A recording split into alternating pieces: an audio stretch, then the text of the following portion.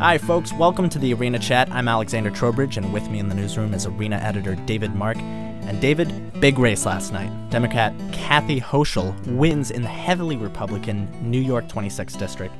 Democrats are calling it a referendum on Medicare. Republicans insist it was a split three-way vote with no national implications. What happened last night, and what does it mean for Paul Ryan's infamous budget plan? Democrats are doing a lot of gloating the day after the election, suggesting that this race in New York 26 was a referendum on the Ryan budget plan, which would really revamp Medicare. They're saying it's a reflection of voter sentiment who don't want to change Medicare. As you note, Republicans have a quite different interpretation, but any time the opposition party wins in a district that's so overwhelmingly the other way, remember, this was a district represented by Jack Kemp, Tom Reynolds, the former National Republican Committee head, several other Republicans. That's a big deal. So, David, to give us the view from both sides, we're joined on the phone by Democratic Congressman Peter Welch of Vermont and Republican Congressman Joe Walsh of Illinois. Congressman Welch, thanks so much for joining us. I wanted to ask you about the outcome of that special election in upstate New York. Democrats seem to have scored a big victory on the Medicare issue. How much of a role do you think Medicare is going to play going forward in the campaign cycle? Well, what I understand is Medicare was the issue. Our Democratic candidate really made that the cornerstone of her campaign. As you know, the Ryan plan on Medicare would basically end existing Medicare as we have it for people 55 and under, and instead they would get a check, a voucher, to be able to go into the private insurance market and try to buy insurance. And the problems with that, I think, were apparent to many of the folks in that district. Number one, the voucher payment would not cover the cost of health care, about $8,000 short of what you'd need. Number two, the insurance companies would be put in charge, so they would be deciding yes or no on whether you got coverage. And incidentally, that comes on the heels of repealing some of the the insurance provisions that were part of the health care bill we passed last year, like allowing you to get coverage even if you have a pre-existing condition. So think about it. You're 65 years old, you get a voucher, and then an insurance company can deny you coverage if you've had a pre-existing condition. Not many of us in this country, when we hit 65, haven't had a pre-existing condition. So I think people looked at that and said, wait a minute, that makes absolutely no sense. And I think that does account for the Democrat winning that district. Now, Congressman Welch, even though the Democrats did win this race, and even if it was a referendum on Medicare, there are still major questions about the deficit, including entitlement programs, and of course the looming debate over the debt ceiling. As you enter negotiations over the debt ceiling, what are Democrats willing to give on regarding entitlements?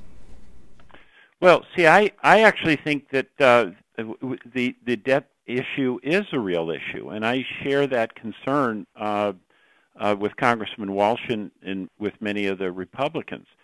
Now, how we get from here to there to fiscal balance is where we're having the big debate. In my view, is that something like Medicare, the cost of health care is wicked in Medicare, and it's wicked in health care, and it's not sustainable. If you have the cost of health care going up 2 and 3 times the rate of inflation, the rate of the wage growth and profit growth, that's not sustainable.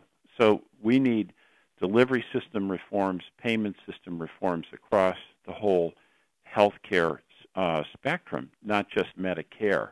So Democrats, I think, have to acknowledge that in order to make certain that it's sustainable. Now, if we want to get to fiscal balance, basically we have to have an all of the above approach. So it would include putting the Pentagon on the table, put tax expenditures on the table, put revenues on the table, and then make some of these reforms in the way we provide health care that would lower the cost of Medicare as well as health care in the economy. Congressman Welch, this will be an ongoing debate. Thank you for weighing in on the arena, and we look forward to further analysis from you. Thanks. Joining us now for a different perspective is Congressman Joe Walsh, Republican of Illinois. Congressman, thanks so much for joining us. We saw an interesting result in an upstate New York congressional special election on Tuesday. A Democrat won there in a largely Republican district, running largely on the Medicare issue. How much of an issue do you think Medicare and the Paul Ryan budget plan played in that election, and how much do you think it will play going forward, heading into 2012? It's a great question, guys, and I guess I disagree. I disagree a little bit with the setup in that I don't think the Republican candidate up there ran enough on the Medicare issue. I know she was attacked for the Ryan plan, the Republican plan.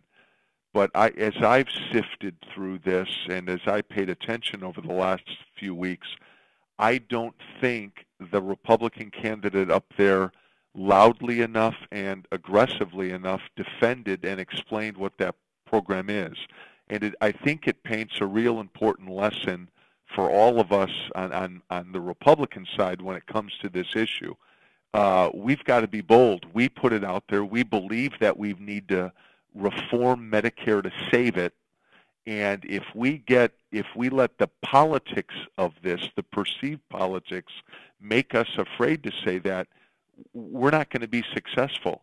To me, that's my takeaway from this. I acknowledge the Democrats attacked her on it, but we didn't attack back, and we should have attacked back loudly.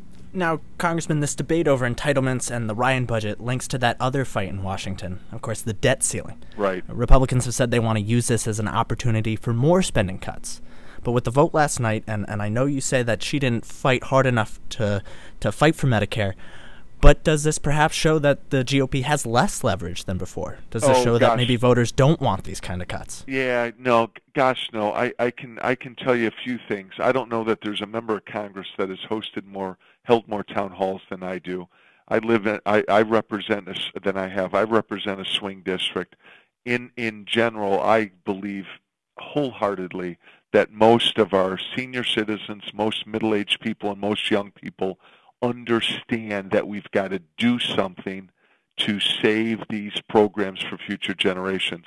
Look, sometime this week, a group of about 80 to 90 House Republicans are going to put a letter in front of Speaker Boehner, and it's going to say very clearly that to raise the debt ceiling, we really need what we call cut, cap, and balance. We need major spending cuts, we need spending caps, and we need to pass a balanced budget amendment to the Constitution. It's going to take something that dramatic, I think, for us to raise the debt ceiling, but it's a great opportunity because I think we can pass something that dramatic right now. Republican Congressman Joe Walsh of Illinois, feeling bolstered, not beaten. Thank you for coming on. Thanks, guys. Loved it. Thank you. The election last night isn't the only one to happen. We're going to have more in the future. We're coming up on some big votes. So for more on the politics and policy, head to Politico. And for more on the debate, head to the arena.